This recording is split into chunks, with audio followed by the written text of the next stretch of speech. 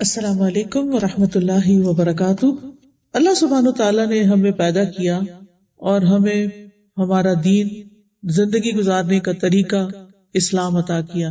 اسلام میں دو بڑی اہم چیزیں ہیں، ایک ہے اللہ کے حقوق جن میں ہمارا ایمان، عبادات وغیرہ آتے ہیں، اور دوسرے ہیں بندوں کے حقوق جن میں ہمارے معاملات اور اخلاق وغیرہ آتا ہے۔ الحمدللہ جب ہم اپنے آپ کو مسلمان کہتے ہیں تو ہم اللہ پر ایمان رکھتے ہیں، رسولوں پر ایمان رکھتے ہیں، کتابوں پر ایمان رکھتے ہیں، فرشتوں پر ایمان رکھتے ہیں، آخرت پر ایمان رکھتے ہیں، ان سب چیزوں کو ہم مانتے ہیں۔ پھر اس کے بعد یہ کہ ہم یہ ضرور سمجھتے ہیں کہ ہمارے لیے نماز پڑھنا بھی ضروری ہے، رمضان آتا ہے تو ایک ہلچل مچ جاتی ہے، روزے رکھتے ہیں، زکوٰۃ بھی دیتے ہیں، کیونکہ ہمیں معلوم ہے کہ اگر زکوٰۃ نہ دی تو بہت کبیرہ گناہ ہوگا اور بہت سخت پکڑ ہوگی۔ پھر ہم اپنی استطاعت کے مطابق حج وغیرہ بھی کر لیتے ہیں، لیکن جب بندوں کے ساتھ ڈیلنگ کا معاملہ آتا ہے تو ہم اکثر فیل ہو جاتے ہیں، اور شیطان ہمارے لیے انسانوں کے ساتھ معاملہ کرنے کو بہت مشکل بنا دیتا ہے۔ وہ معاملہ چاہے ہمارے قریبی لوگوں کے ساتھ ہو یا دور کے لوگوں کے ساتھ، ہم ان کے ساتھ ڈیل کرتے ہوئے بہت جلد پیشنس لوز کر جاتے ہیں، اور اعلیٰ ترین اخلاق جو کہ پسندیدہ ہے، جس کی تکمیل کے لیے، جس کو پورا کرنے کے لیے رسول اللہ صلی اللہ علیہ وسلم کو بھیجا گیا، آپ نے فرمایا کہ انما بعثت لاتمم مکارم الاخلاق، مجھے اس لیے بھیجا گیا ہے کہ میں مکارم الاخلاق یعنی اخلاق کی اعلیٰ اقدار کی تکمیل کروں۔ اور پھر آپ خود بھی بہترین اخلاق کے مرتبے پر فائز تھے، جس کی گواہی قرآن مجید نے دی، انک لعلی خلق عظیم، کہ آپ اخلاق کی بلندیوں پر فائز ہیں۔ یہ اللہ تعالیٰ کی گواہی ہے نبی صلی اللہ علیہ وسلم کے اخلاق کے بارے میں۔ اب سوال یہ پیدا ہوتا ہے کہ ہم آپ کی امت ہیں تو پھر ہمارے اندر وہ اخلاق کیوں نہیں جو اخلاق پیدا کرنے کے لیے نبی صلی اللہ علیہ وسلم دنیا میں تشریف لائے تھے؟ تو اس لیے وقتاً فوقتاً بہت ضروری ہے کہ ہم اپنی عادات کا، اپنے اخلاق کا جائزہ لیتے رہیں کہ کیا اپ ٹو دا مارک ہے، اپ ٹو دا اسٹینڈرڈ ہے یا نہیں، کہاں کمی ہے، کہاں مزید ضرورت ہے کہ ہم اپنی عادتوں کو امپروو کریں، کیونکہ اخلاق کا لفظ جو ہے وہ خلق سے ہے۔ ایک انسان کی فزیکل باڈی ہے اور ایک انسان کے اعمال ہیں، اور انسان کی گفتگو ہے، انسان کے دیکھنے کا انداز ہے، انسان کے چلنے کا انداز ہے، اس کی عادات ہیں۔ تو ہمیں اپنی عادات کا ضرور جائزہ لینا ہے کہ ہم کہاں کھڑے ہیں۔ تو سب سے پہلی بات یہ کہ اللہ سبحانہ تعالیٰ کو یہ بات بہت پسند ہے، وہ لوگ اللہ کے محبوب بندے ہوتے ہیں کہ جن کے اخلاق اچھے ہوتے ہیں۔ اچھے اخلاق والے بندوں کے بھی محبوب ہو جاتے ہیں، فرشتوں کے بھی محبوب ہو جاتے ہیں، اور اللہ کے بھی محبوب بن جاتے ہیں۔ تو وہ چیز جو انسان کو اتنے بڑے درجے پر لے جائے کہ اللہ کی محبت بھی اس کو مل جائے اور بندے بھی اسے پسند کریں، تو وہ چیز ہمیں اپنے اندر کتنا ضروری ہے کہ ہم اس کو پیدا کریں۔ اس سلسلے میں ہم دیکھتے ہیں کہ رسول اللہ صلی اللہ علیہ وسلم نے فرمایا، بلا شبہ اللہ عز و جل مہربان ہے، مہربانی اور بلند اخلاق کو پسند کرتا ہے۔ یعنی اللہ تعالیٰ خود مہربانی کرنے کو پسند کرتا ہے، اور وہ کیا چاہتا ہے کہ اس کے بندے بھی ایک دوسرے پر مہربانی کریں، اور اس کے گھٹیا پن سے نفرت کرتا ہے۔ یعنی اللہ تعالیٰ گھٹیا اخلاق سے نفرت کرتا ہے، صرف یہ نہیں کہ اعلیٰ اخلاق کو پسند کرتا ہے بلکہ گھٹیا اخلاق کو ناپسند بھی کرتا ہے۔ تو اس لیے بہت ضروری ہے کہ ہم ان چیزوں سے بچیں جو اللہ تعالیٰ کو ناپسند ہیں۔ اب دیکھیں، بندوں سے جب ہم محبت کرتے ہیں تو ہمارا دل چاہتا ہے کہ وہ بھی ہم سے محبت کریں، اور اس کے لیے پھر ہم ایسے کام کرتے ہیں جو ان کی نظروں میں اچھے ہوں۔ پھر اسی طرح ایک اور روایت میں آتا ہے، اسامہ بن شریک کہتے ہیں، ہم نبی صلی اللہ علیہ وسلم کے پاس بیٹھے ہوئے تھے، گویا ہمارے سروں پر پرندے بیٹھے ہوں، یعنی اتنا پن ڈراپ سائلنس تھا، ہم میں سے کوئی بھی باتیں نہیں کر رہا تھا۔ یعنی آپ کی مجلس میں بہت ادب کے ساتھ، خاموشی کے ساتھ بیٹھے ہوئے تھے۔ اچانک آپ کے پاس کچھ لوگ آئے اور انہوں نے پوچھا کہ اللہ کے بندوں میں سے اللہ کے نزدیک کون سب سے زیادہ محبوب ہے، یعنی اللہ تعالیٰ کس کو سب سے زیادہ پسند کرتے ہیں؟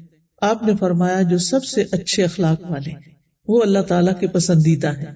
اسی طرح قیامت کے دن نبی صلی اللہ علیہ وسلم کے قریب کون لوگ ہوں گے؟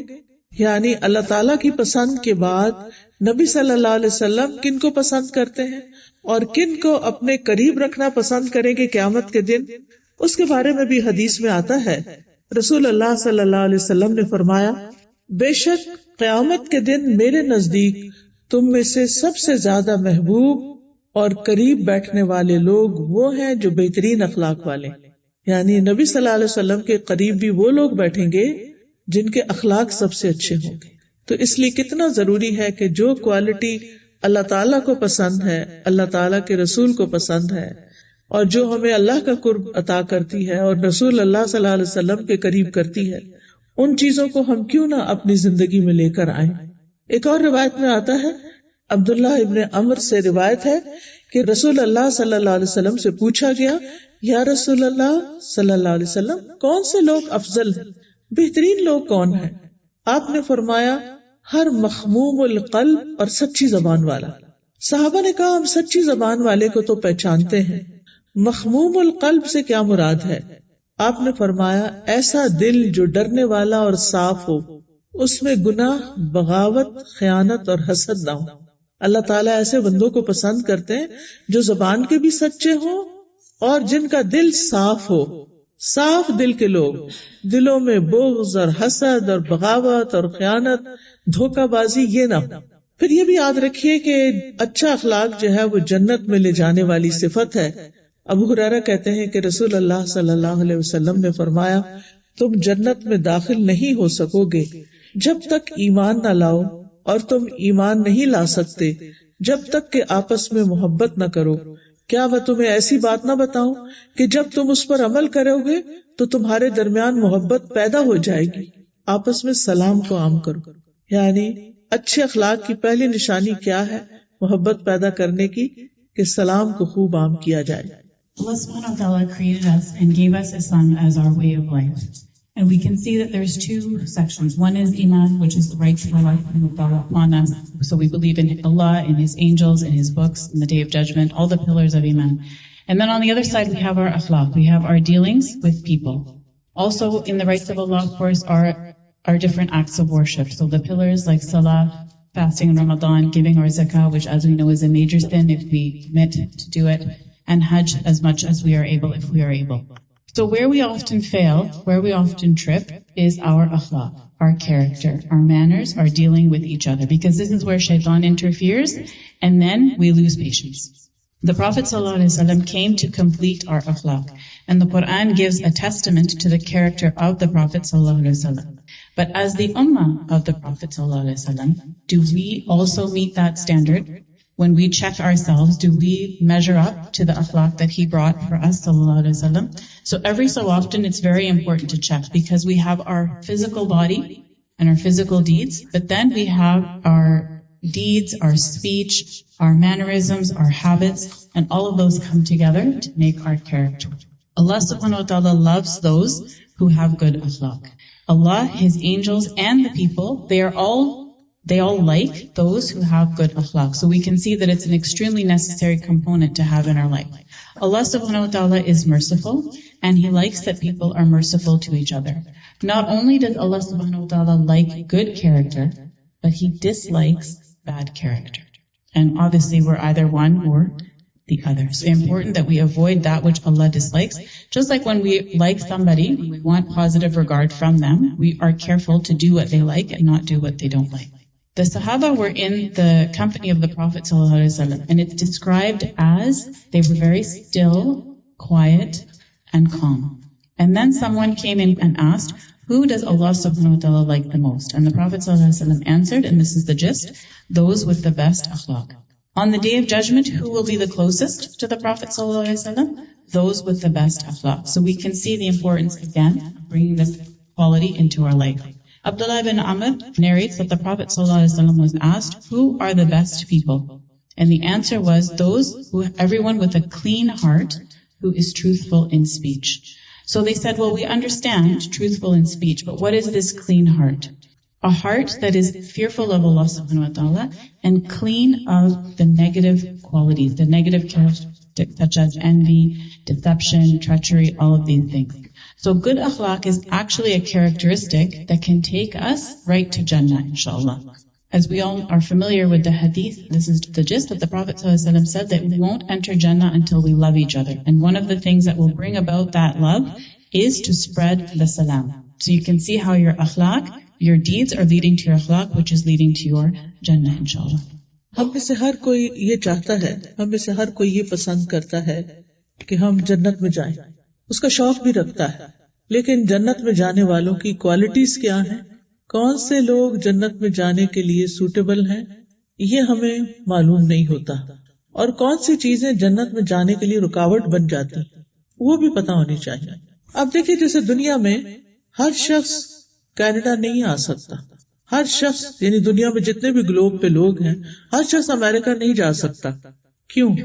اس کے لیے ویزا چاہیے ہوتا ہے، اور جو ویزا آپ اپلائی کرتے ہیں تو اس کے لیے کچھ کوالیفیکیشن چاہیے ہوتی ہے. آپ میں سے جو لوگ امیگریشن لے کر یہاں پر آئے ہیں وہ جانتے ہیں کہ آپ سے کتنے سوال کیے گئے، آپ کی کون کون سی چیزیں دیکھی گئی، اور اگر وہ پوری نہیں تھی تو پھر کیا کیا گیا. جن لوگوں کی نہیں ان کا ویزا ریجیکٹ ہو گیا، وہ نہیں آ سکے کیونکہ وہ کوالیفائی نہیں کرتے تھے. اسی طرح آپ کہیں جاب کرنا چاہتے ہیں تو آپ کے لیے کیا ضروری ہوتا ہے، کیا کریں، کوالیفیکیشن کو میٹ کریں. جنت میں جانے کے لیے بھی کچھ کوالیفیکیشن ضروری ہے، اگر وہ نہیں ہے تو جنت میں نہیں جا سکتے، کیونکہ جنت میں سلیکٹڈ لوگ جائیں گے. اللہ سبحانہ و تعالیٰ اس دنیا میں بندوں کو مختلف قسم کے ٹیسٹ میں ڈال کر یہ دیکھ رہے ہیں کہ کون کوالیفائی کرتا ہے جنت میں جانے کے لیے اور کون نہیں کرتا. اب وہ کون سی چیزیں ہیں کہ جو ہمارے اندر ہونی چاہیے تاکہ پھر ہمیں جنت کے لیے اجازت ملے. کیونکہ اللہ تعالیٰ فرماتے ہیں جنت کو کہ انتی رحمتی، اے جنت تو میری رحمت ہے، ادخل بک من اشاء، تم میں سے جس کو میں چاہوں گا جنت میں داخل کروں گا. یعنی جنت کے اندر کوئی اپنی مرضی سے نہیں جا سکتا جب تک اللہ کا اذن نہ ہو، اور اللہ تعالیٰ جس کو پسند کریں گے اس کو جنت میں بھیجیں گے. لہذا بہت ضروری ہے کہ ہم وہ کام کریں اس زندگی کے اندر جن کی وجہ سے ہم اللہ کے پسندیدہ بندے بن جائیں، اور ان میں سے اہم ترین چیز کیا ہے؟ اچھا اخلاق. نبی صلی اللہ علیہ وسلم نے فرمایا 3 قسم کے لوگ جنتی ہیں. ان میں سے ایک رحم اور شفقت کرنے والا، جو دوسروں پر مہربان ہو، رحیم ہو. دوسرا ہر قرابت دار اور ہر مسلمان کے لیے نرم دل ہو، یعنی رحم اور شفقت کرنے والا اور ہر ایک کے لیے نرم دل ہونا، لوگوں کے لیے سختی نہ کرنا. پھر اسی طرح مومن کے لیے ایک مضبوط دیوار کی طرح ہے. ان کا آپس کا تعلق رحماء بینہم ہے کہ وہ ایک دوسرے کے لیے بہت مہربان ہوتے ہیں. وہ ایک جسم کی طرح ہوتے ہیں کہ جب جسم کا ایک حصہ تکلیف میں ہوتا تو باقی بھی جسم اس کا ساتھ دیتا ہے. یعنی مسلمانوں کی آپس کی بانڈنگ ایسے ہی ہے جیسے ہمارے پورے جسم کی بانڈنگ آپس میں، ان میں سے کوئی چیز الگ تو نہیں ہے نا، سارا جسم ایک دوسرے کے ساتھ کنیکٹڈ ہے، جڑا ہوا ہے. تو اس سے پتہ چلتا ہے کہ مومن جو ہوتے ہیں وہ بھی ایک باڈی کی طرح ہوتے ہیں، آپس میں جڑے ہوئے ہوتے ہیں. اگر کسی ایک کو تکلیف پہنچتی ہے تو دوسرے بھی تکلیف محسوس کرتے ہیں. تو اس لیے بہت ضروری ہے کہ ہم اچھے اخلاق اپنی زندگی میں لائیں. ابو ہریرہ سے روایت ہے کہ رسول اللہ صلی اللہ علیہ وسلم نے فرمایا تم لوگ ایک دوسرے سے حسد نہ کرو، جیلس نہ ہو. جیلس ہونے کا کیا مطلب ہے کہ جب کسی کو کوئی نعمت ملے، کوئی چیز ملے تو انسان کیا کہے؟ انسان خوش ہونے کے بجائے تکلیف محسوس کرے. اب یہ نیکسٹ ٹائم آپ نے اپنے اوپر چیک رکھنا ہے کہ آپ کی کسی بہن کو کچھ مل گیا، بھائی کو کچھ مل گیا، کوئی نعمت اللہ نے دنیا کی دی، آپ خوش ہوئے یا نہیں ہوئے. اگر آپ اس پر خوش ہیں کہ الحمدللہ دوسرے کو اچھی چیز مل گئی ہے، مجھے بہت اچھا لگ رہا ہے، اور یہ صرف زبانی کلامی نہیں، آپ نے اپنے دل کا جائزہ لینا ہے کہ آپ کیا محسوس کر رہے ہیں، کسی کی نعمت پر آپ کیا محسوس کرتے ہیں. کسی نے اچھی گاڑی لے لی، کسی نے اچھا گھر بنا لیا، آپ کو کیسا لگا؟ جبکہ آپ کے پاس ویسی گاڑی نہیں یا آپ کے پاس ویسا گھر نہیں، تو آپ کے دل میں افسوس اور غم آیا یا خوشی آئی؟ اگر آپ کے دل میں تکلیف ہو رہی ہے کہ اس کو کیوں مل گیا ہے، اور پھر مزید تمنا یہ کہ چلا جائے اس سے، کسی طرح کسی مصیبت میں پھنس جائیے، تو یاد رکھیے یہ جنت میں جانے والوں کی خوبی نہیں ہوتی. تو آپ نے فرمایا کہ ایک دوسرے سے حسد نہ کرو، نہ ہی ایک دوسرے کے خلاف ریٹ بڑھاؤ. جسے وہ آکشن ہوتی ہے نا کہ ایک کہتا ہے میں اتنے کا لوں گا، دوسرا کہتا ہے میں اتنے کا لوں گا، اور وہ اس کا سودا توڑا دیتا ہے. فرمایا نہ ہی ایک دوسرے سے بغض رکھو، نفرتیں دل میں پال کے نہ رکھو، نہ ہی ایک دوسرے سے منہ موڑو. اور تم میں سے کوئی کسی کی بیع پر بیع نہ کرے. نہیں کسی نے کوئی سودا کر لیا ہے، مثلا کوئی کسی شاپ میں کھڑا ہے اور اس نے کوئی چیز خریدی ہے، تو ادھر سے آپ پہنچ گئے، آپ کہتے ہیں کتنے کی لیا؟ اتنے کی. اچھا چلو میں اتنے دیتا ہوں، مجھے دے دو. یہ نہیں ہونا چاہیے. اسی طرح اگر کسی نے کہیں رشتے کی بات ڈالی اور آپ کو پتا ہے کہ رشتے کی بات چل رہی ہے، تو بیچ میں انٹرفیئر کر کے اپنا رشتہ نہ ڈال دیں، پہلے وہاں ہاں یا نہ ہونے دیں. فرمایا اور اے اللہ کے بندو، بھائی بھائی بن جاؤ. مسلمان مسلمان کا بھائی ہے، وہ نہ اس پر ظلم کرتا ہے اور نہ اسے ذلیل کرتا ہے اور نہ اس سے جھوٹ بولتا ہے اور نہ ہی اسے حقیر سمجھتا ہے. کیا کیا نہیں کرنا؟ کسی پر کیا نہیں کرنا؟ ظلم نہیں کرنا. شاباش. کسی کو ذلیل نہیں کرنا. Very good. کسی سے جھوٹ نہیں بولنا. کسی کو حقیر نہیں سمجھنا.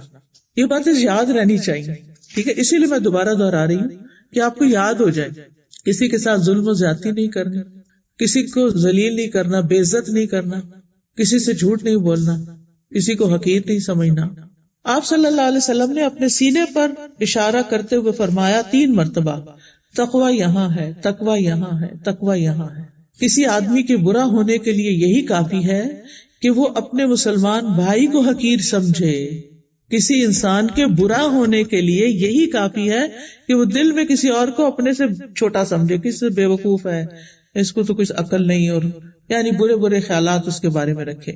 پھر فرمایا ایک مسلمان دوسرے مسلمان پر پورا پورا حرام ہے، اس کا خون، اس کا مال اور اس کی عزت و آبرو. یہ 3 چیزیں حرام ہیں: مال، خون اور عزت و آبرو. تو بعض اوقات لوگ کسی کو قتل تو نہیں کرتے، خون حرام ہے، چوری بھی نہیں اس کی کرتے، لیکن اس کی بے عزتی بہت کر دیتے ہیں، اور یہ بہت عام ہوتا ہے. اور ہم سمجھتے ہیں کہ شاید یہ گھر سے باہر کرنے کا کوئی کام ہے. گھر کے اندر اپنے بچوں کی بے عزتی کرتے رہنا، شوہر کی بے عزتی کر دینا، کوئی مہمان آیا اس کی بے عزتی کر دینا، چھوٹی چھوٹی باتوں پر بہت سی باتیں سنانا، یہ کسی مسلمان کے شایان شان نہیں، کسی دین پڑھنے پڑھانے والے کے شایان شان نہیں. آپ کسی سے بھی اختلاف کر سکتے ہیں لیکن ڈس ریسپیکٹفل نہیں ہونا. یعنی یہ نہیں ہو سکتا کہ ہر بات آپ کی دوسرے کے موافق اور دوسرے کی آپ کے موافق ہو. بہت دفعہ ایسے ہوتا ہے اور ہم آزمائے بھی جاتے ہیں.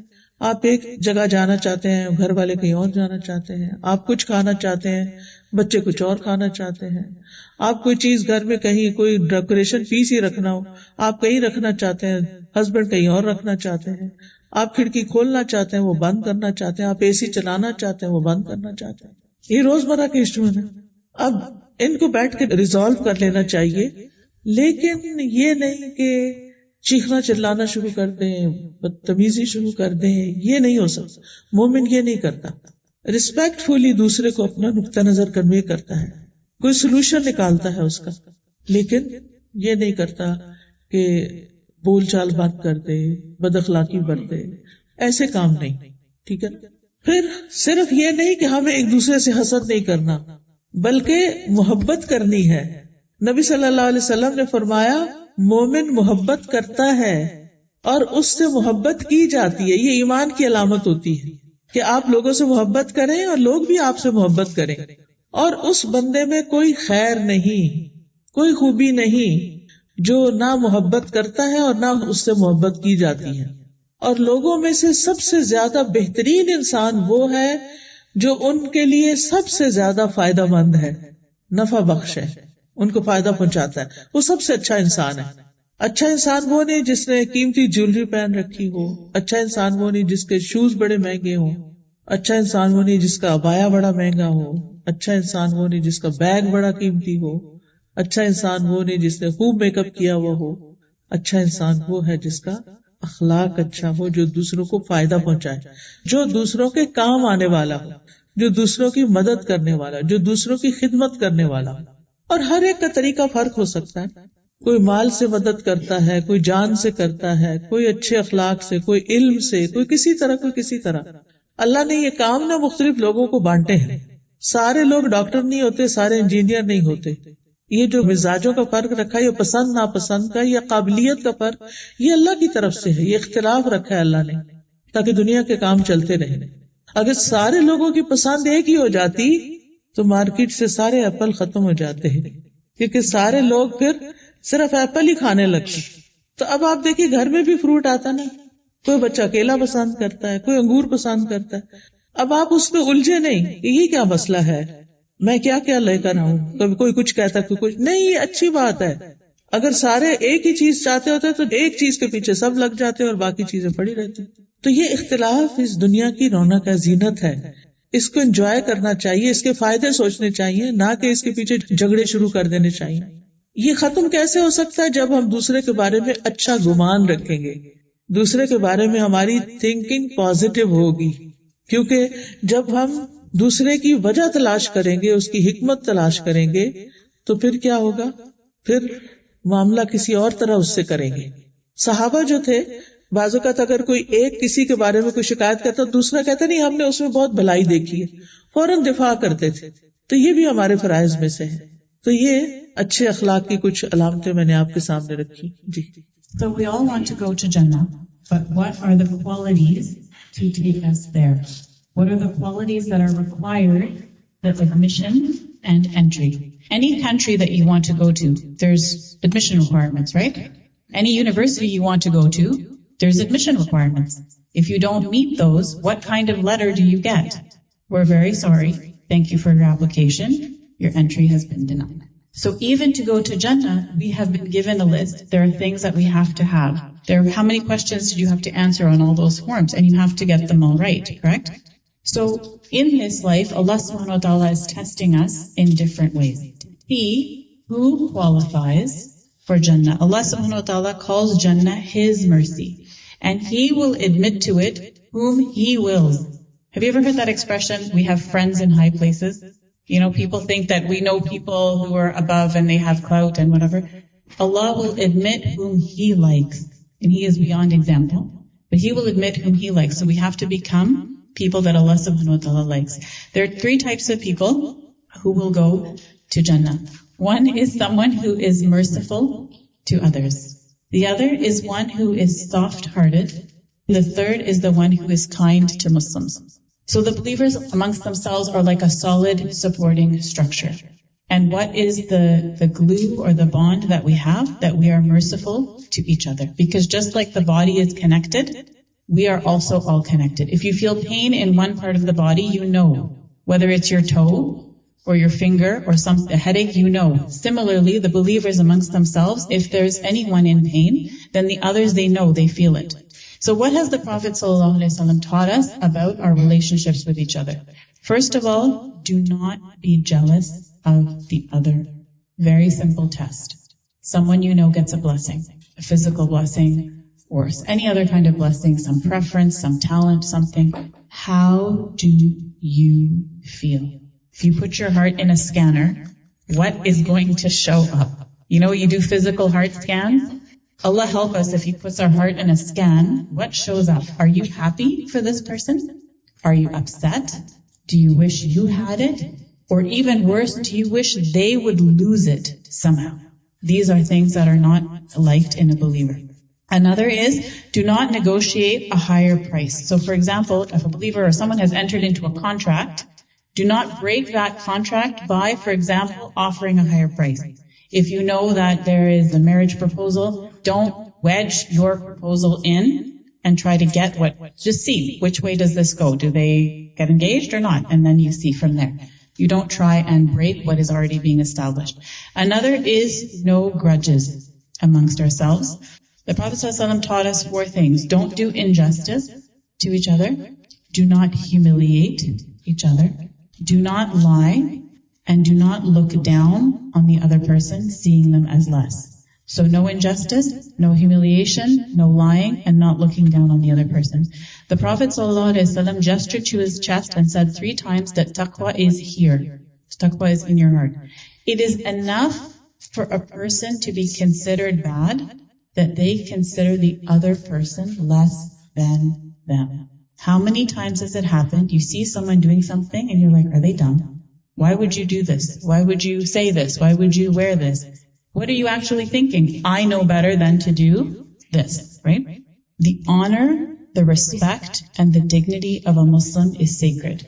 So new terminology that I have learned is that kids like to roast each other. They're joking, okay? They don't mean it. They're not being serious, but they're having fun, making fun of each other. And I've been told it's all in fun. Yeah, it's all in fun until someone says it to you and then it hurts, right? So this does not befit a believer. You can have a conflict, you can disagree, but you cannot be disrespectful of the other person in your disagreement. You can agree to disagree, and look at all the little things. Now the kids are home. What are the little things they argue about? What are the things we argue about? And if someone doesn't like something, we say they're being picky. Maybe they're not being picky, that's just their preference, right? So for any issue where you have a difference of opinion, food, whether or not you want to run the air conditioning, whether or not you want to open the window, resolve your issues without yelling, without being rude, without being disrespectful. Don't stop talking to them. This is what we say to the kids, okay, well don't talk to each other for a little while. That's not actually how they're going to resolve anything. So not only do we not have envy of each other, but we need to love each other. We need to love others and be loved by others, inshallah. There is no khair in someone who neither loves nor is loved. The best person is the most beneficial person. It's not about your jewelry, your shoes, your abaya, your purse, your makeup. It's about your akhlaq, how useful you are. But Ustaza, people say when you're being useful, you're being silly. You're being used. Why are you putting yourself out? You're not being appreciated. But if you do it for Allah subhanahu wa ta'ala, if you're serving someone else, if you're doing some khair, being useful to people for the sake of Allah, it might not look like a very smart thing to do, but it's actually a very, very smart thing to do. Because this is what Allah likes. And everyone's manner is different.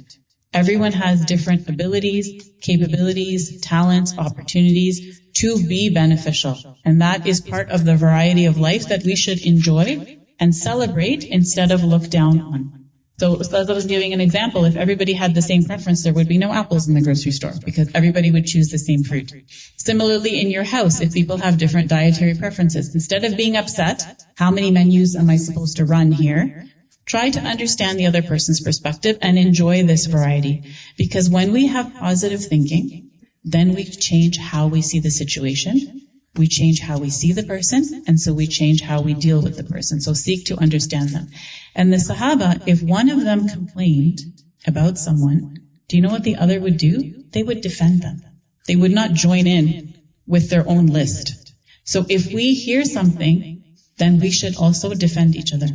جہاں اچھے اخلاق کی کچھ علامات میں نے آپ کو بتائیں، وہاں برے اخلاق کی کچھ نشانیاں بتا دیتی ہوں کہ وہ ہمیں اپنے اندر سے نکالنی ہوگی. اللہ کے جو بدترین بندے ہوتے ہیں ان کے اندر کیا صفات ہوتی ہیں؟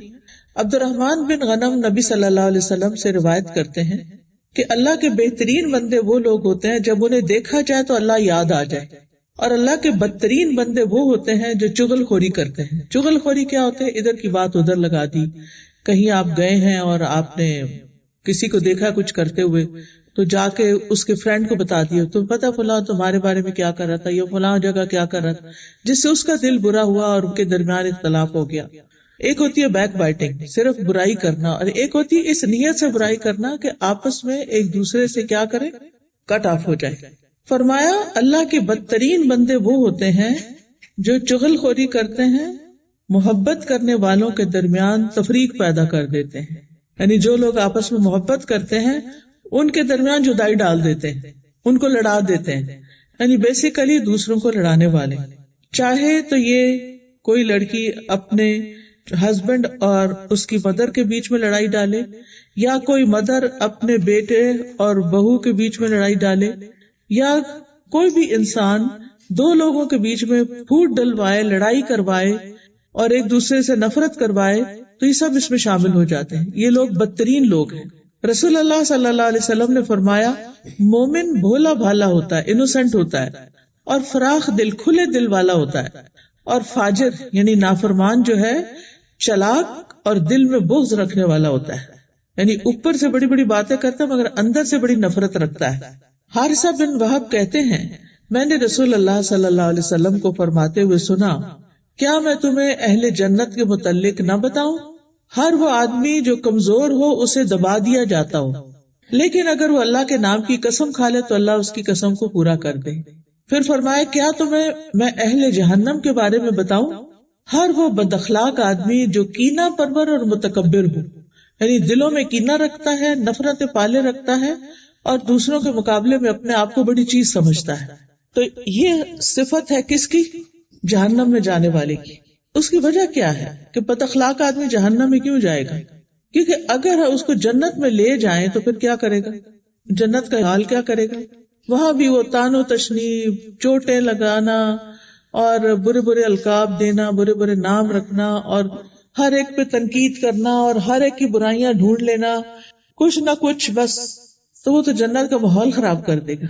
اس لیے جنت میں جانے سے پہلے اپنے اخلاق کو اچھا کرنا بہت ضروری ہے۔ یہ بہت بیسک کوالیفیکیشن ہے جنت میں جانے کے لیے۔ رسول اللہ صلی اللہ علیہ وسلم نے فرمایا بدگمانی سے دور رہو، کیونکہ بدگمانی سب سے زیادہ جھوٹی بات ہے، یعنی دوسروں کے بارے میں نیگیٹو تھنکنگ چھوڑ دو۔ دوسروں کے ظاہری عیب نہ تلاش کرو اور نہ ہی باطنی چھپے ہوئے عیب ڈھونڈو۔ یعنی کسی کی بہت obvious خراب عادت ہے تو یہ نہیں کہ اس کو پکڑ کے پھر اوروں سے ڈسکس کرنا شروع کر دو، اور نہ ہی ان کی چھپی ہوئی چیزیں ڈھونڈو۔ پھر فرمایا مال و دولت میں ایک دوسرے کے ساتھ مقابلہ نہ کرو، جو کہ عام طور پر عادت ہے۔ اندر ہی اندر ہم کیلکولیشنز کرتے رہتے ہیں، میرے پاس یہ ہے، اس کے پاس یہ نہیں، فلاں فلاں۔ ایک دوسرے سے حسد نہ کرو، آپس میں بغض نہ رکھو، ایک دوسرے سے منہ نہ موڑو، روگردانی نہ کرو کہ کوئی سامنے آیا تو اس کو دیکھ کے پھر منہ ادھر کر لیا، نہ مسکراہٹ، نہ سلام، نہ کوئی ویلکم، کچھ بھی نہیں۔ یہ نہیں ہونا چاہیے۔ اور اللہ کے ایسے بندے بن کر رہو جو آپس میں بھائی بھائی ہیں، یعنی بھائیوں کی طرح ایک دوسرے کے ساتھ مومنوں کا رشتہ ہونا چاہیے۔ نبی صلی اللہ علیہ وسلم نے فرمایا پیر اور جمعرات کے دن، منڈے اینڈ تھرسڈے کے دن جنت کے دروازوں کو کھول دیا جاتا ہے اور ہر اس بندے کی مغفرت کر دی جاتی ہے جو اللہ کے ساتھ کسی کو شریک نہ ٹھہرائے، سوائے اس آدمی کے جو اپنے بھائی کے ساتھ کینہ رکھتا ہے۔ اور کہا جاتا ہے کہ ان دونوں کی طرف دیکھتے رہو یہاں تک کہ یہ صلح کر لیں، اور ان دونوں کی طرف دیکھتے رہو یہاں تک کہ یہ صلح کر لیں، اور ان دونوں کی طرف دیکھتے رہو یہاں تک کہ صلح کر لیں۔ یعنی بار بار چیک کرو کہ آپس میں ٹھیک ہوئے ہیں یا نہیں۔ ٹھیک ہے، بعض اوقات ہم ایک دوسرے کے کسی حرکت پہ شدید غصہ آ جاتا ہے اور وقتی طور پر ہم اس سے بولنا بند کر دیتے ہیں، لیکن یہ فار لائف ٹائم نہیں ہونا چاہیے۔ اس کو جلد از جلد ریزالو ہو جانا چاہیے، دوسرے کو معاف کر دینا چاہیے۔ پھر اسی طرح آپس کے تعلقات کو ختم نہیں کر دینا چاہیے چھوٹی چھوٹی باتوں پہ ناراض ہو کے۔ نبی صلی اللہ علیہ وسلم نے فرمایا تم ایک دوسرے سے قطع تعلق نہ کرو اور نہ ہی ایک دوسرے سے منہ موڑو، نہ کسی کے عیب تلاش کرو، نہ کوئی کسی کے سودے پہ سودا کرے، اور اللہ کے بندو بھائی بھائی بن جاؤ۔ دوسروں کے عیب ڈھونڈنا، دوسروں کی غلطیاں تلاش کرنا اور ان کے پیچھے پڑ جانا، آپ نے فرمایا اے ان لوگوں کی جماعت جو صرف زبان سے ایمان لائے ہو، یعنی زبانی مسلمان کہتے ہو اپنے آپ کو، حالانکہ ان کے دلوں میں ایمان داخل نہیں ہوا۔ مسلمانوں کی غیبت نہ کرو اور ان کے عیبوں کے پیچھے نہ پڑو، اس لیے کہ جو ان کے عیبوں کے پیچھے پڑے گا اللہ اس کے عیب کے پیچھے پڑے گا، اور اللہ جس کے عیب کے پیچھے پڑے گا اسے اسی کے گھر میں ذلیل و رسوا کر دے گا، پھر اس کی ذلت ہو کر رہے گی۔ کتنی بڑی بات ہے کہ آپ دوسروں کا نام بدنام کریں گے تو آپ کی اپنی بدنامی شروع ہو جائے گی۔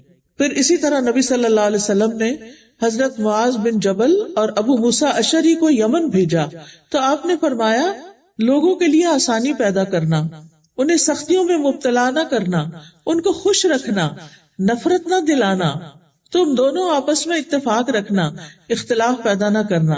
یہ دونوں صحابی تھے، ایک علاقے میں بھیجے گئے وہاں کی گورننس کے لیے، لیکن ان کو نبی صلی اللہ علیہ وسلم نے جو تعلیم دی، جو تلقین کی، وہ کیا تھی کہ لوگوں کے لیے آسانی پیدا کرنا، ان کو مشقت میں نہیں ڈالا، تکلیف میں نہیں ڈالنا۔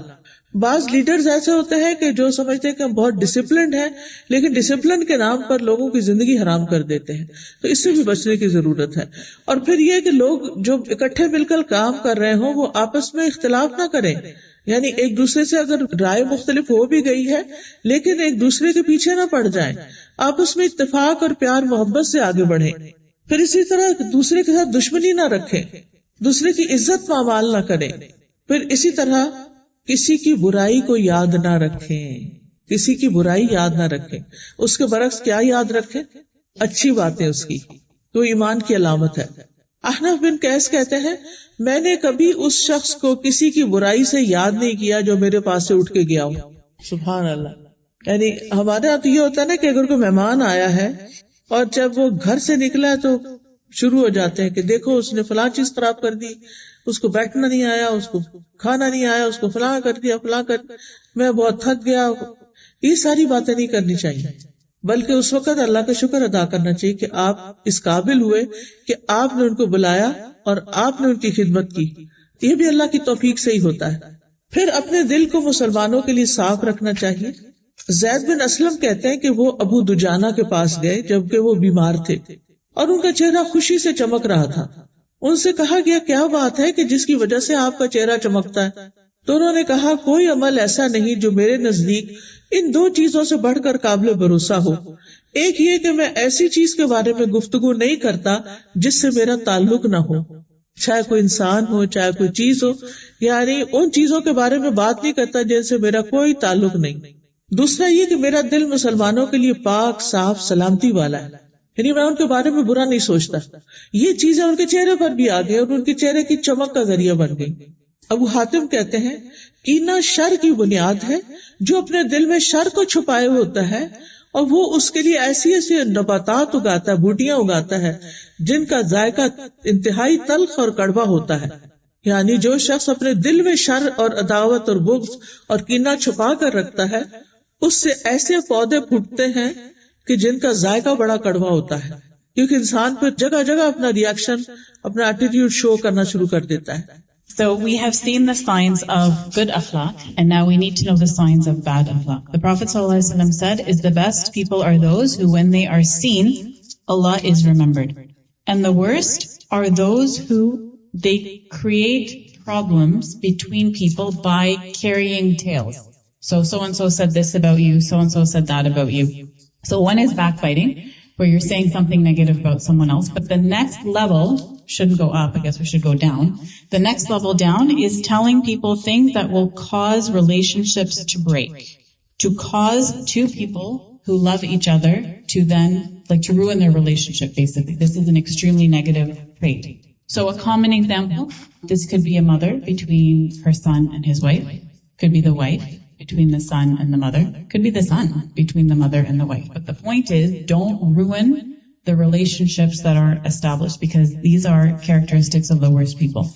The Prophet ﷺ said the believer is innocent and has a generous heart.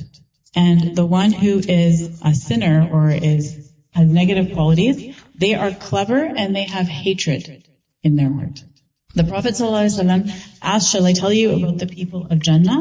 They are weak and they are seen as lowly, they're oppressed, but when they take an oath by Allah subhanahu wa ta'ala, it is fulfilled.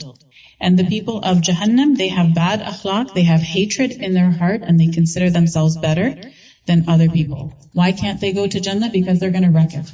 They will take that behavior there and they will destroy the atmosphere there. So these are some basic qualities to have and to avoid. Don't look for faults in people and discuss them. Don't look for people's hidden flaws. If Allah has covered something, leave it. It's not your job to expose it for everyone.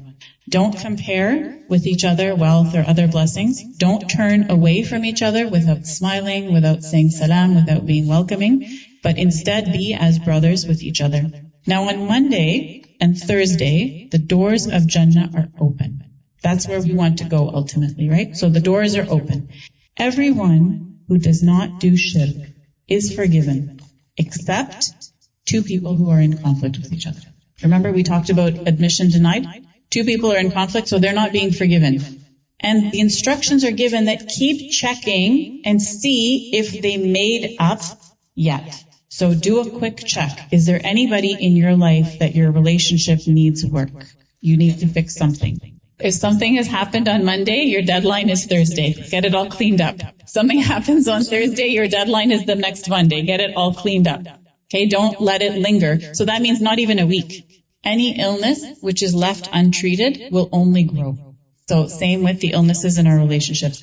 If your clothing has a tear and you leave it, what happens? Pretty soon it's too big to repair. So you have to catch it as early as possible. Don't end relationships on little things, right? The Prophet ﷺ told us not to cut off from each other. Don't look for the flaws of others, or don't go after the flaws of other people, or else Allah will go after yours. And when that happens, a person will be humiliated in their own home. And that is quite scary. The Prophet ﷺ said to Mu'adh bin Jabal and Abu Musa al-Ashari when he was sending them as governors, to make ease for others, don't put them in difficulty. And do not have dissension against each other or amongst yourselves. So as leaders, in the name of discipline, we should not make things very constricted and difficult on people. Don't have enmity. Don't remember someone's faults, but remember the good. Ahnaf bin Qais said, I never remembered a person by their negative qualities when they left from me. So an example, you host someone at your house, and as soon as you leave, you're not grateful that you hosted them or you served them. You're grateful that they left. And you're taking inventory of all the terrible things they said or did or you experienced. So keep your heart clean for other Muslims. Someone visited Abu Dujana and his face was shining. And so people were curious as to why. And he said, I don't talk about what doesn't concern me. How quiet the internet would be. Half of our text messages would be gone. So I don't talk about what doesn't concern me, and my heart is clean towards other Muslims. Abu Hatim said that hatred in your heart is the basis or the foundation for evil. And it grows bitter things. And that bitterness doesn't stay inside, right? It comes out. So then you're bitter in your words, in your speech, in your behavior, in your thoughts of other people, and all of that starts with the hatred in your heart. قیامت کے دن مال اور بیٹے کام نہیں آئیں گے. کسی کو آیت پتہ یہ کہاں ہے؟ یوم لا ینفع مال ولا بنون. نہ مال کام آئے گا نہ بیٹے کام آئیں گے. اس دنیا میں ہمیں زیادہ ہرس کس چیز کی ہوتی ہے؟ مال زیادہ ہو، بیٹے ہوں. اگر کسی کی صرف بیٹیاں ہوں تو وہ راضی نہیں ہوتا جب تک بیٹا نہ ہو جائے. ٹھیک ہے نا؟ تو یوم لا ینفع مال ولا بنون الا من اتى اللہ بقلب سلیم، مگر جو اللہ کے پاس قلب سلیم لے کر آیا، سلامت دل لے کر آیا، وہ کامیاب ہوگا، اس کو فائدہ ہوگا. اب ہم ورک کرتے رہتے ہیں مال زیادہ کمانے پر، اولاد کی تربیت پر، لیکن ہم بھول جاتے ہیں اپنے آپ کو کہ ہمارے دل کا حال کیا ہے اور اس کی اصلاح کیسے ہو اور دل کو اچھا کیسے رکھا جائے. اب دیکھیں کہ جب دل اچھا ہوگا تو صرف دنیا میں فائدہ نہیں، آخرت میں بھی ہوگا. اور صرف آخرت کا فائدہ نہیں، دنیا میں بھی ہمارا دل پرسکون رہے گا. ایک ہمارے اندر کامنس ہوگی، ایک سکون ہوگا، ایک خوشی ہوگی، اطمینان ہوگا، کوئی انزائٹی نہیں، کوئی ڈپریشن نہیں، کوئی خوف نہیں، کچھ نہیں، سکون ہی سکون، کیونکہ وہ قلب سلیم ہے، سلامت دل ہے. تو اس لیے ابن عربی کہتے ہیں کہ دل اس وقت تک سلامتی والا اور پاک نہیں ہوتا جب تک وہ بہت زیادہ کینہ رکھنے والا، حسد رکھنے والا، خود پسند اور متکبر ہو. اگر یہ چیزیں کسی کے اندر ہیں تو وہ قلب سلیم نہیں ہے اس کے پاس. پھر اسی طرح دنیا کے معاملات میں کسی سے حسد نہیں کرنا چاہیے، کیونکہ یہ جہنم میں لے جانے والی چیز ہے، اس سے بچنا چاہیے. کہا جاتا ہے کہ جو لوگ بلند اخلاق کے مالک ہیں ان کے اخلاق میں 10 چیزیں ہوتی ہیں. اب اپنے آپ کو جائزہ لے لیجئے. یہ 10 میں بتاؤں گی، اپنے آپ کو دیکھیے کہ کیا میرے اندر یہ ہے. نمبر 1، سینے کی سلامتی اور پاکیزگی، دل کا پاک ہونا، صاف ستھرا. اپنے دل کا جائزہ لیں کہ کہیں کوئی چیز ایسی تو نہیں پڑی ہوئی کہ جو دل کو خراب کر رہی ہے. کوئی نفرت، کوئی بغض، کوئی حسد، کوئی رقابت، کوئی نیگیٹو تھنکنگ، کوئی بدگمانی. گھر میں اگر کوئی گندگی کہیں پڑی ہو تم کیا کرتے ہیں؟ فوراً صاف کرنے کا سوچتے ہیں. فریج میں اگر آپ نے تربوز رکھا اور اس کا واٹر سپل ہو گیا تو ایسے ہی چھوڑ دیں گے کہ جو چیز رکھے چپ چپ کرے اس کے اوپر؟ پہلی فرصت میں صاف کریں گے کہ یہ تو اور چیزوں کو بھی خراب کرے گی. تو اسی طرح اگر ہم دل کو اچھا نہیں کرتے تو پھر کیا ہوتا ہے؟ وہ اور کاموں کو بھی خراب کر دیتا ہے، نہ نماز کا مزہ، نہ کھانے کا، نہ کسی اور چیز کا. دوسری صفت، مال کی سخاوت، کھلے دل والا ہونا، دوسروں پہ خرچ کرنے والا ہونا، یہ اچھے اخلاق کی علامت ہے. اس کے مقابلے میں بخل ناپسندیدہ ہے. پھر اسی طرح آپ دیکھیں، تیسری چیز ہے زبان کی سچائی. چوتھی چیز ہے انکساری، نفس کی انکساری. نفس کی انکساری میں کیا آتا ہے کہ انسان اپنی غلطیوں کو دیکھنے والا ہو اور کیا نہ کرے؟ دوسروں کی غلطیوں کو معاف کرنے والا ہو. پھر آپ دیکھیے اگلی چیز ہے سختی میں صبر کرنا. سختی میں صبر کرنا. جب ہمارے اوپر کوئی تکلیف آتی ہے تو کیا ہم صبر سے کام لیتے ہیں یا نہیں لیتے، یا فوراً اپنا ری ایکشن شو کرتے ہیں، فوراً کچھ نہ کچھ بات بناتے ہیں. پھر اگلی چیز اچھے اخلاق کی علامت ہے تنہائی میں رونا، اپنی غلطیوں کو یاد کر کے، لوگوں کے سامنے نہیں. بعض اوقات ہماری زندگی میں کوئی مشکل ہوتی ہے تو ہمارے کے آگے رونے بیٹھ جاتے ہیں. نہیں، اکیلے میں بیٹھے اللہ کے آگے روئیں، اللہ کو اپنے غم کی داستان سنائیں. پھر ہے لوگوں کے لیے خیر خواہی کرنا، ہر ایک کے لیے خیر چاہنا، اچھے مشورے دینا. پھر ہے مومنوں کے لیے رحم دل ہونا، کوئی پسندیدہ ہے یا نہیں، ہر ایک کے لیے اچھا سوچنا. پھر فنا ہونے کے بارے میں غور و فکر کرنا کہ ایک دن ختم ہو جانا ہے، ہمیشہ دنیا میں نہیں رہنا، اس لیے جو اللہ تعالیٰ کے احکامات ہیں ان پر میں پورا اتروں. کیونکہ آپ دیکھیے کہ جب ہم اپنی آخرت کو یاد کرتے ہیں نا تو پھر کیا ہوتا ہے، ہم ہر چیز کرنے کو تیار ہو جاتے ہیں. مثلاً ہماری بہنوں کو پردہ کرنا بہت مشکل لگتا ہے، صحیح ڈریس پہننا مشکل لگتا ہے، سر ڈھانکنا مشکل لگتا ہے. اگر مسجد میں ڈھانک بھی لیں گے تو مال میں جا کے اتار دیں گے، جاب ورک پلیس پر اتار دیں گے. اللہ تو ہر جگہ دیکھتا ہے، یہ صرف مسجد میں دیکھتا ہے؟ کہاں دیکھتا ہے؟ ہر جگہ دیکھتا ہے. تو پھر ہمیں ہر جگہ اس کا لحاظ رکھنا ہے نا، اس کا انتظام کرنا ہے، کیونکہ ہم نے جانا تو اللہ ہی کے پاس ہے. آپ دیکھیے کہ اللہ سبحانہ و تعالیٰ نے انسان کو کئی مرحلوں سے گزارا ہے نا. جب دل نہ کرے نا تو سوچا کریں کہ ایک دن مجھے کفن میں لپیٹا جائے گا تو پھر بھی میرا سر اور منہ ڈھانکا جائے گا. کوئی مردہ ایسا نہیں ہوتا کہ جس کو مرنے کے بعد کفن نہ دیا جائے، کہ کہیں نہیں ہم ایسے ہی دفنا دیتے ہیں، اس کو کیا کرنا ہے، کپڑا ضائع ہوگا، نہیں اس کو لپاٹ کے.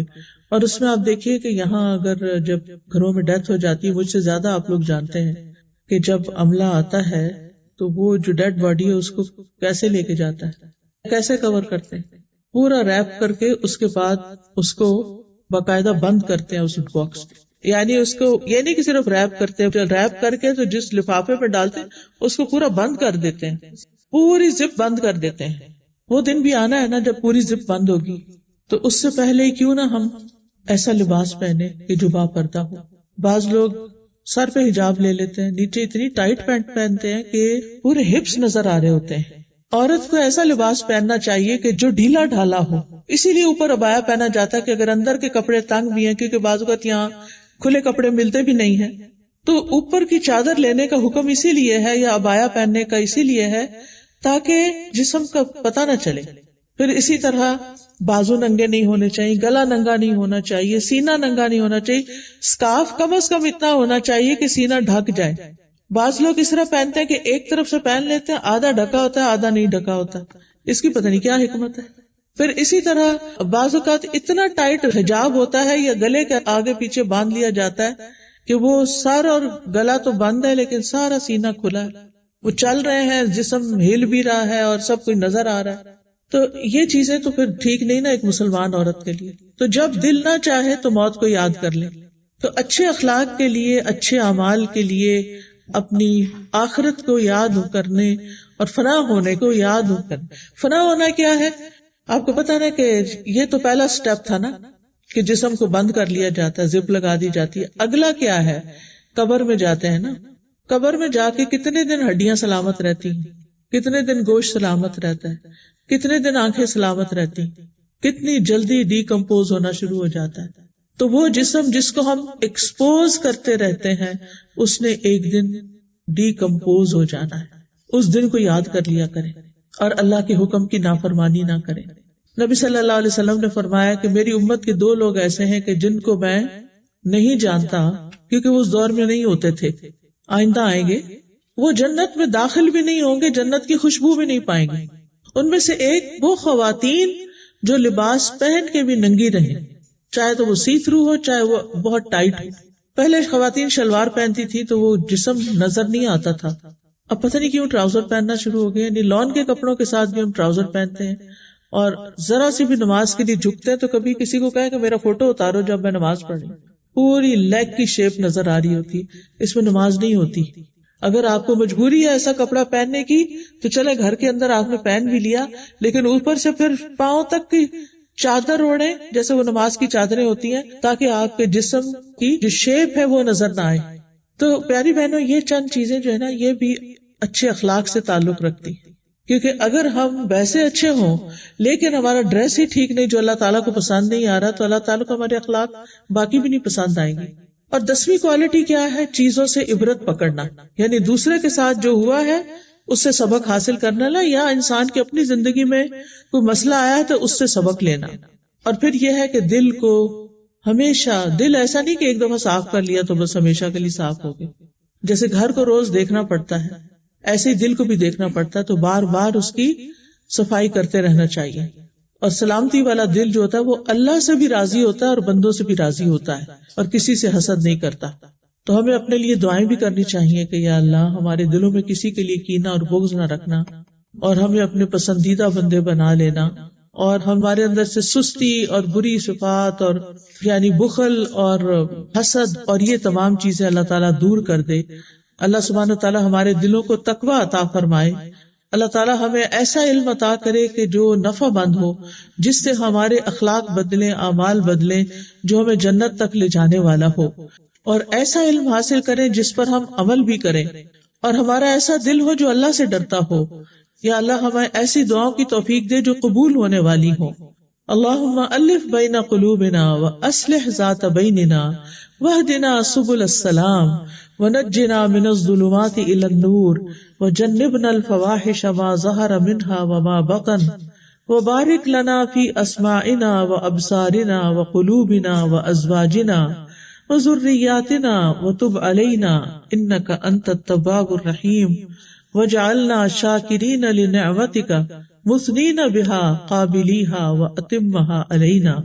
اے اللہ ہمارے دلوں میں الفت پیدا کر دے، ہمارے آپس کے معاملات کی اصلاح کر دے، ہمیں سلامتی کے راستوں کی طرف رہنمائی دے دے، ہمیں اندھیروں سے نجات دے دے، ہمیں نور کے رستے پر لے آ، ہمیں تمام ظاہری اور چھپی بدکاریوں سے محفوظ رکھ، ہمارے کانوں، آنکھوں، دلوں، ازواج اور بچوں میں برکتیں عطا فرما، ہماری توبہ قبول فرما. بے شک تو بہت زیادہ توبہ قبول کرنے والا ہے، اور ہم پر اپنی رحمت فرما، تو بہت رحم فرمانے والا ہے. ہمیں اپنی نعمتوں کا شکر ادا کرنے والا بنا اور نعمتوں کو اپریشیٹ کرنے والا بنا، اور ان نعمتوں کو ہم پر کامل کر دے. یا اللہ تمام بیماروں کو صحت عطا فرما، تمام دکھی لوگوں کی دکھ دور فرما. جتنی بہنیں اس مجلس میں آئی ہیں ان کا آنا قبول فرما، انہیں اپنا پسندیدہ بنا لے. یا اللہ اس بلڈنگ میں اپنی خیر و برکت ڈال دے. جنہوں نے اس کا انتظام کیا ہے اللہ ان سب کو بہترین جزائے خیر عطا فرما. ربنا تقبل منا انک انت السمیع العلیم وتب علینا انک انت التواب الرحیم. وصلی اللہ تعالی علی خیر خلقہ محمد وعلی آلہ واصحابہ واہل بیتہ اجمعین برحمتک یا ارحم الراحمین. الہی